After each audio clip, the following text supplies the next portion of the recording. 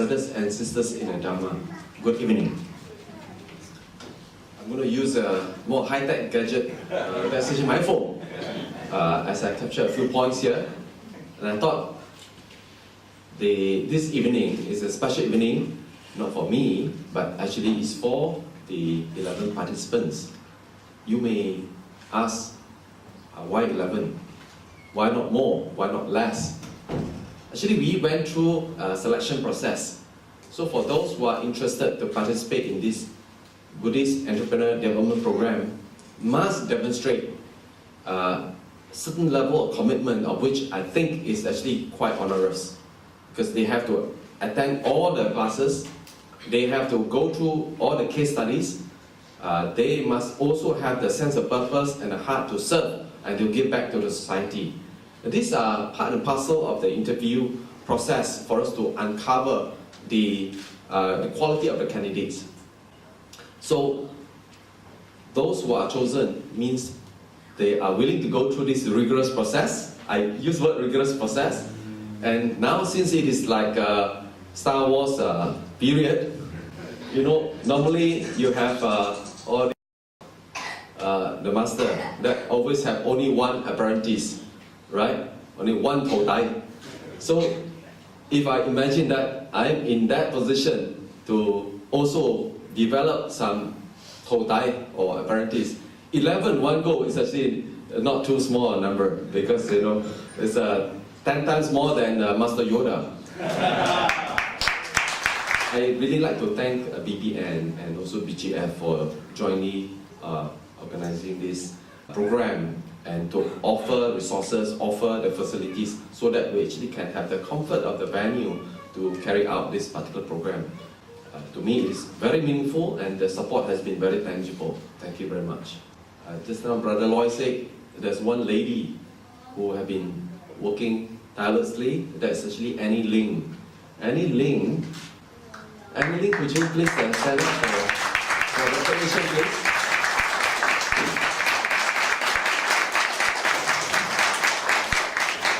If you will, even though we say we have 11 graduates today, actually we have 12.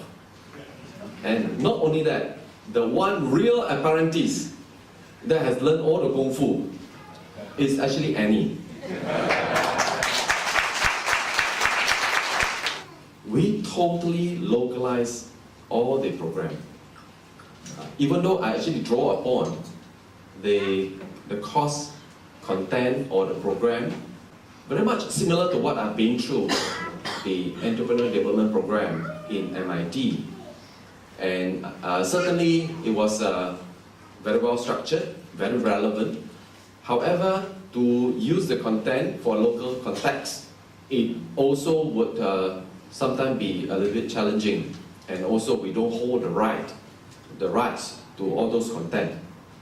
So therefore there's a need to recreate all those content based on the similar topics and with the local example, with the local case studies and so forth. And Annie actually had put in hundreds of hours of her time and personal time to go through a lot of material and help us put together in a very meaningful manner, in a systematic manner, complete with all the illustration, complete with so many video examples out there, so that when we actually went through those programs, we find that it's so easy for us to absorb, to appreciate, and to apply. So for all this hard work, the greatest reward is this. Annie felt that she has been the greatest beneficiary of this program. Thank you very much, Annie. And here also I'd like to thank Sister Jacqueline for coordinating this program. I know it's a weekend. We conducted this program over 10 weekends. So often she would have to coordinate the caterer, the venue, and all this. And often also a lot of communication happened at late night. So I know that you have spent a lot of personal time as well, Sister Jacqueline. Yeah, you're at the back there. Thank you so much. Okay, now back to this program. Usually entrepreneurs do not need any kind of paper recognition. actually you find that a lot of good and successful entrepreneurs in a worldly sense, they didn't even go through formal education. So for us today, I think this graduation ceremony is actually conducted in such a special and meaningful manner. I thought it is a real booster, confidence booster. And if at all there's such a grand recognition, I hope that you could really live up to this expectation of being a real successful entrepreneur that do your part and contribute towards the betterment of the society.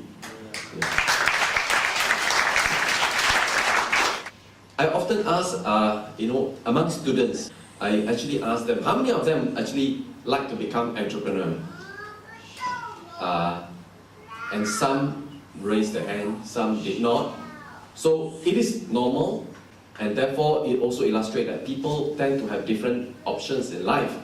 You could choose to serve by working, by serving in the government. I think our Professor Datuk Sri Dr. Victor Wee has been serving in government throughout his life and has done great contribution to our country. This is one great way to contribute as well. Of course, many of us work in different organizations. We have our areas of contribution.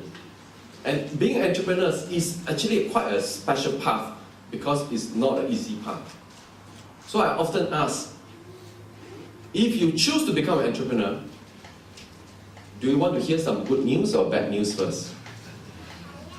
And they said, wow, okay, you have bad news. Let's hear the bad news first. The bad news is this: 70% of those startups actually fail in the first 3 years. And up to 90% of startups fail in the first 5 years. For those who could survive beyond 5 years, there's no guarantee of success. So that's bad news. Is there any good news? Well, the statistics also show that if you have a team of 2 to 5 people from complementary background, the reverse is true. There is at least 70% chance that you could make it. That means you will not bunkus the business in such a short time. Usually you could find a formula because you have complementary skills, then you can make it to a certain extent. But whether or not you achieve great breakthrough, it still depends on many factors. Now personally, I thought that in the last 25 years, ever since I left uni, actually I also failed many times. And each of those failures actually have helped to make me perhaps a better person in terms of understanding the environment, understanding the business. I just want to quote one example. At the early years when we started business, I'm talking about Redstone in the early years, we were very fortunate. 3 of us started the business as the co-founder, and then subsequently we had our first product, and then we have been selling well, we've been making profit, and because of that, timing was also with us. There was the launch of the Multimedia Smart Corridor. We received a VC funding of 10 million ringgit. We also received a strong corporate funding from Kuok Group, Robert Kuok Group, another 10 million ringgit. So we thought that we had a lot of what it takes to be highly successful. So we scale up, not business, scale up headcount. Just within 1 year we added 100 people, and therefore with the intention of trying to so-called bring the product to the world market. But that was during the time when we had a major global slowdown after the dot-com crash in the year 2000. So in the year 2001, despite so much of the funding, we realized that we had only limited fund left to the tune of only 6 months of payroll. If we could not turn around the company, we really will have to close the company for good, as we we will run out of fund at that point in time. So of course we went through very rigorous exercise to set sales target and the collection target while having the retrenchment done. Sales and collection means we have to achieve certain number of sales and to collect certain amount of money. If we don't achieve that, everyone will have to face 10% pay cut, and this will continue for the next 6 months. It also means that if we continue to miss all the targets 6 months later, we also run out of fund, we also don't have money to pay, and salary would have been cut to almost zero already. And also at that point in time, we actually did the retrenchment.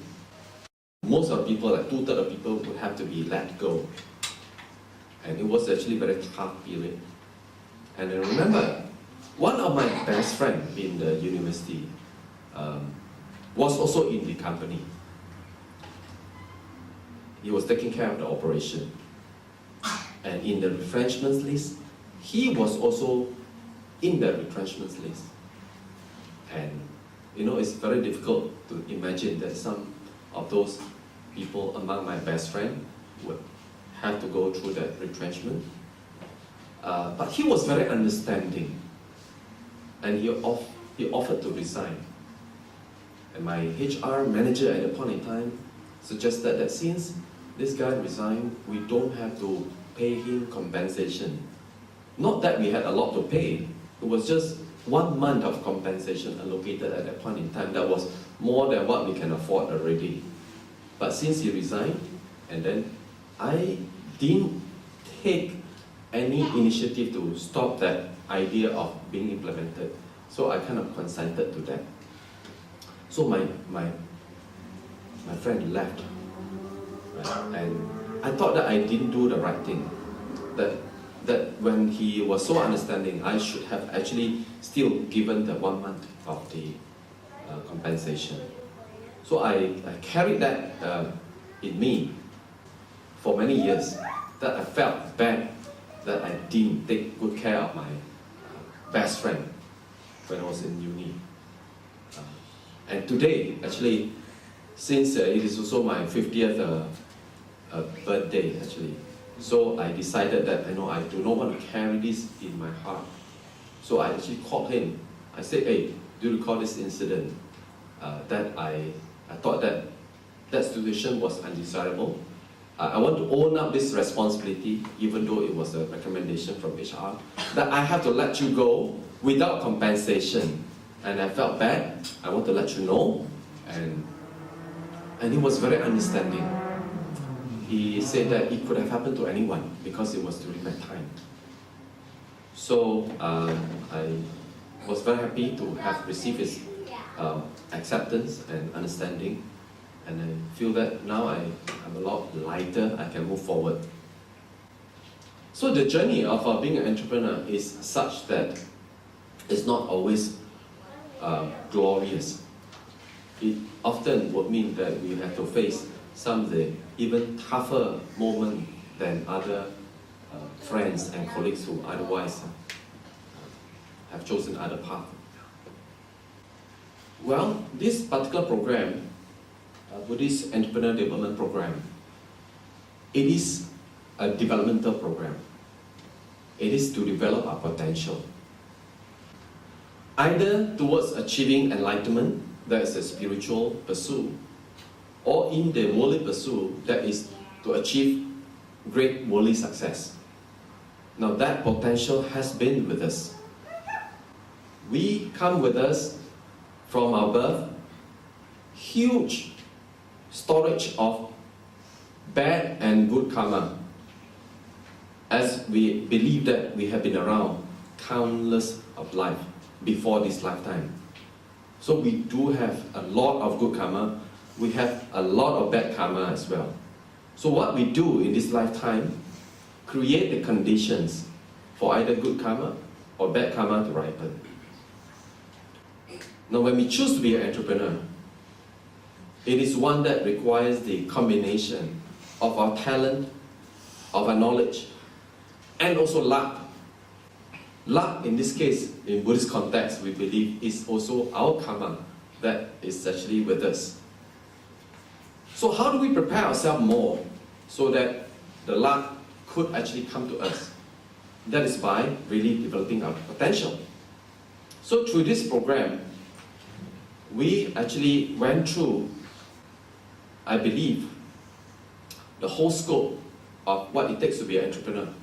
From assessing the business idea, identifying the market that will be suitable, how to position ourselves, and use some of the tools like Blue Ocean strategy to test our idea to see whether we have a strong position for the company as well as the product. And subsequently, look at what are those core competencies that we need to have in order to excel in that chosen market. And beside the core competency, what will be the right business model in order to take the core competency forward to serve that market. And of course, surrounding that will be the need for funding. How do we raise funds? And as we raise funds, there will be some practical issues. How do we even look at the shareholders agreement? And when we have a customer, how do we find the first customer? How do we develop the channels, sales channels? When we have the sales channels, then how do we negotiate for the deal? And what are those trade agreement that we need to have? And in addition, there's also a need to scale up the business beyond our border. So understanding international business, all the different trade blocks, trade treaties. And one other interesting area is about understanding and using internet business model.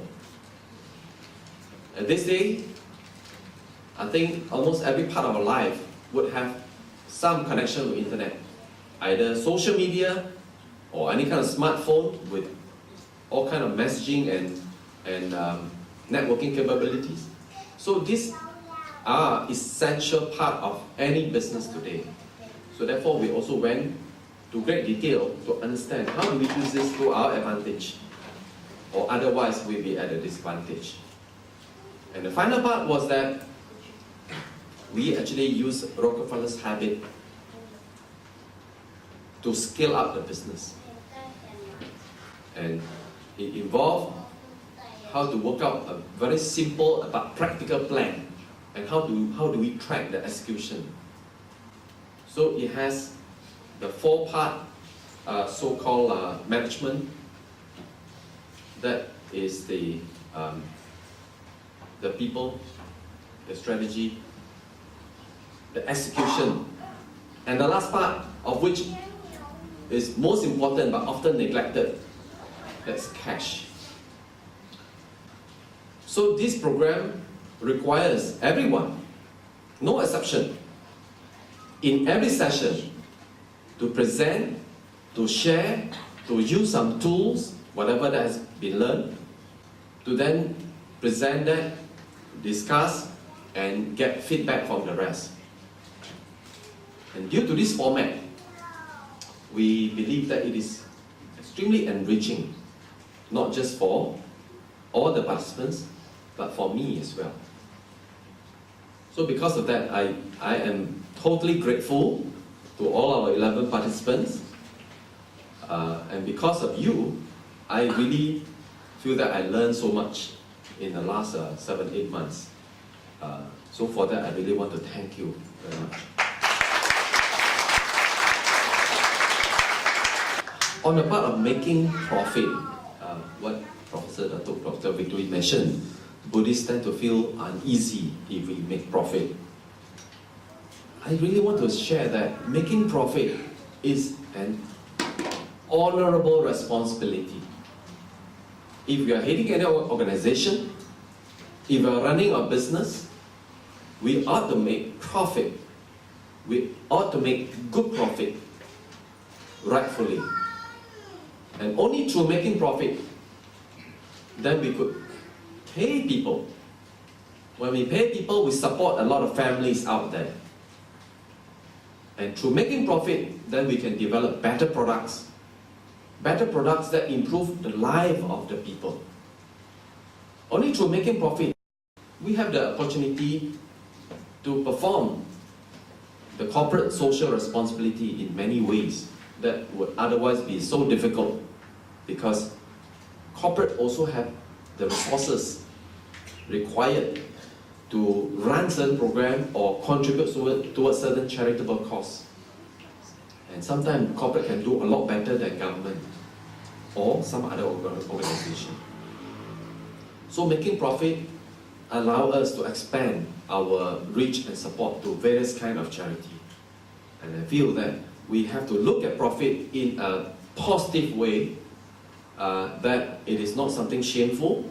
As long as we do it in a rightful manner that is serve the need, we deliver something, products and services that help solve their problems or help increase their profit or help improve their life, then the profit will come. We should be very happy with that.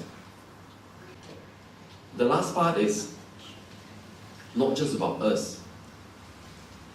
If you look at the world out there are indeed a lot of conflicts. The conflicts in the Middle East, there are many groups that have been going out there to actually kill, to expand their so-called territory, and they commit a lot of atrocity in the name of religion. And quite often, laymen like us feel that we are quite helpless, that many of these things happening, and we don't have a chance, we don't have a means to address that. Actually, if you look at some community, like the Jewish community, they are very small in their number, but they have many very successful business people, scientists, academia, and so forth. They are able to use the success, the worldly success, and yield a lot of influence around the world. And of course, one will argue whether it's very positive or not that positive. There are certainly a lot of positive aspects that we could learn from. My wish that among Buddhists in our community, we could have highly successful Buddhist entrepreneurs, highly successful Buddhist corporations, and in fact, hopefully, highly successful Buddhist countries. Buddhist countries these days are not known to be so well off, not so exemplary. I wish that we could actually strengthen the Buddhist community. If we could have considerable success, and if we are able to command considerable resources out there, I believe that Buddhists could actually exert positive influence in the world stage towards promoting peace, understanding, and harmony. Likewise, Buddhists could also champion a lot of global causes, such as fighting the global warming, such as ensuring energy security, because a lot of fight and war in the future is going to be energy, promoting resource sharing regionally and globally. Why Buddhists? I think Buddhists will be endowed with that kind of quality to share, to serve, with compassion. So I think this will hopefully make Buddhists more neutral people to command and coordinate resources towards achieving this greater good for the community and for the world. So this is just a very beginning. I hope that more Buddhists could come forward and run all kinds of programs, not just the entrepreneur development program. And the graduates, I really wish that you become highly successful and you run many programs and you continue with this. And I hope that we can run many of these courses as these are the graduates that becomes ready to become facilitators. And that one day Buddhists could make even more positive and impactful contribution to the community and to the world. That's my wish. Thank you.